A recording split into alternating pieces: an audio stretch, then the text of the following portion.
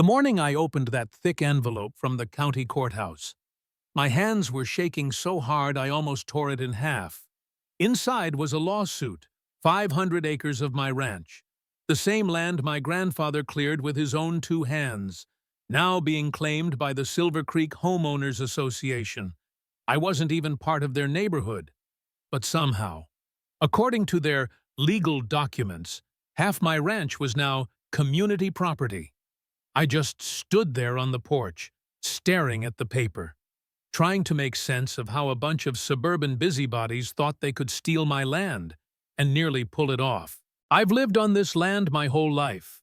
My folks ran cattle here before I could walk, and when they passed, I took over. It's not some hobby ranch, it's my livelihood. So when that fancy development called Silver Creek Estates popped up down the county road a few years back, I didn't pay much attention. I figured they'd keep to their 5-acre lots, drink wine on their patios, and leave the real country to those of us who knew how to live in it. But I was wrong.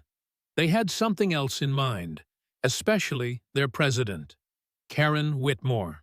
The first time she showed up at my place, she came smiling like we were old friends.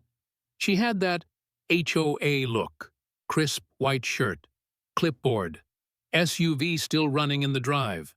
She said, "Hi there, I'm Karen, president of Silver Creek Estates HOA. We've had some reports of your cattle along the North Trail and need to discuss fencing compliance." I stared at her, grease still on my hands from working on the tractor.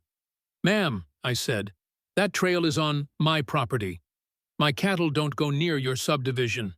She gave me that tight-lipped, polite smile. "Well, we're trying to maintain consistency. 3 rail white fencing, per HOA standards, is required along the perimeter." I laughed, couldn't help it. "My fence meets the requirements of state law, and more importantly, it keeps my cows in. You don't get to dictate what happens out here." She didn't like that. She straightened her clipboard and said, "We're just trying to be neighborly. If you'll provide your HOA membership number, we can reimburse part of the cost," I said. "I don't have one, because I'm not in your HOA." Her smile froze. That was the first time I saw the real her, the one that hides behind rules and bylaws like their gospel. I told her to leave and not come back without a warrant. I thought that would be the end of it. But you never underestimate a Karen with a power complex. A couple weeks later, I got the first notice of violation. It looked official, HOA logo, legal wording, and all. It said I was in violation of Trail Access Covenant 4.1 and Architectural Harmony 2.3. It claimed the community trail ran across my northern fields and that I had 30 days to remove my fencing or face daily fines and injunctive relief. I spread out the map they sent, and my blood boiled. Their shaded trail area swallowed nearly 500 acres of my land. 500. That wasn't a misunderstanding, it was theft. I called the number listed, and Karen answered herself. Her tone was syrupy and sharp. "Mr. Cole, our recorded plat clearly includes that land as part of the community's recreational reserve," I said. "No, it doesn't. Your subdivision starts a mile from my fence. My deed's been on record since 1958. You people are drawing fantasy maps," she said. "Well, if you don't want to cooperate, we'll proceed legally. You'll regret this." I hung up before I said something I'd regret, but inside, I was already angry enough to spit nails. Things escalated fast. One morning, I saw 3 men in city landscaping uniforms pounding stakes into my hayfield. I stopped the tractor, climbed down, and asked what the hell they thought they were doing. One of them held up a work order labeled Trail Improvements, Silver Creek HOA. I told him, "If you don't pack those stakes up and leave, you'll be trespassing." They looked at each other, nervous, and left. but not before one of them muttered, "Your HOA president said this was approved." My HOA president.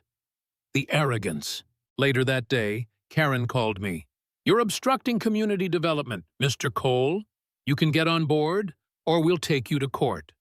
I said, "You can take me wherever you like, but not 1 inch of this land belongs to you." She hung up. 10 minutes later, I called my lawyer, a quiet man named Tom Avery, who's known me since I was a kid.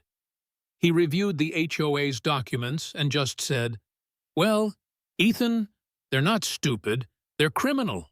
Tom filed a cease and desist letter, pointing out the trespass and demanding they back off. Their response?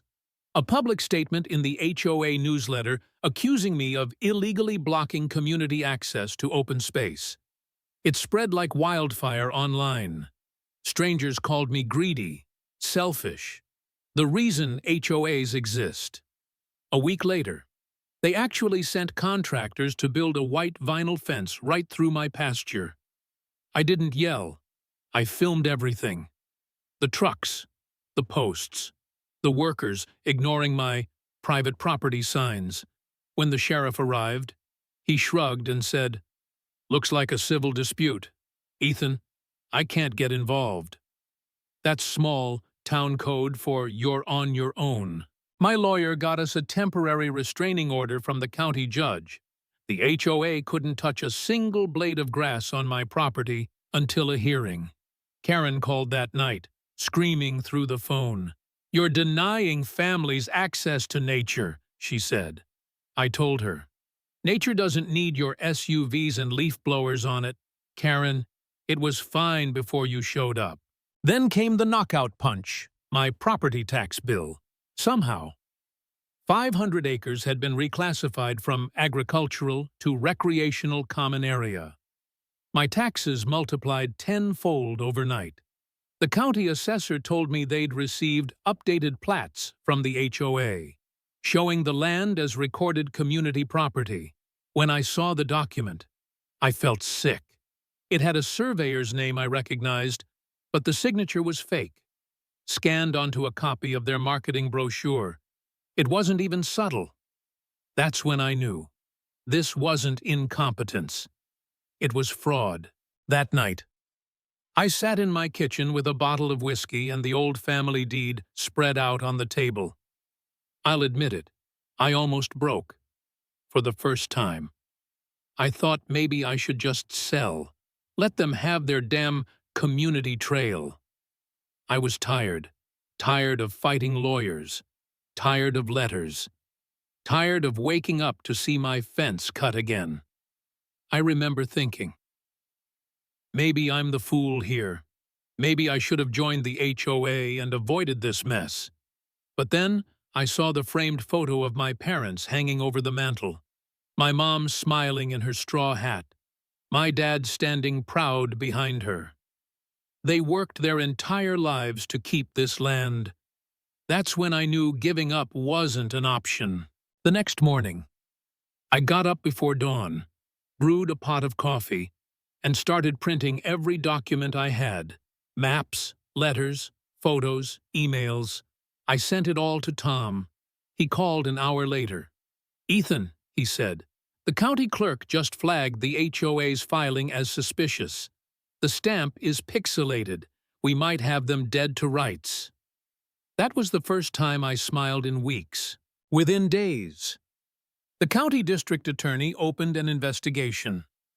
They traced the survey back to the HOA's management company. Turns out, one of Karen's assistants had literally photoshopped a professional seal onto the map, at Karen's request. The DA subpoenaed emails, and what they found made my jaw drop. Karen had written, "If the tax office believes it's ours, that's all that matters. Pressure works better than paperwork." When we went to court, she strutted in like she owned the place. Pearls, beige suit, the whole act.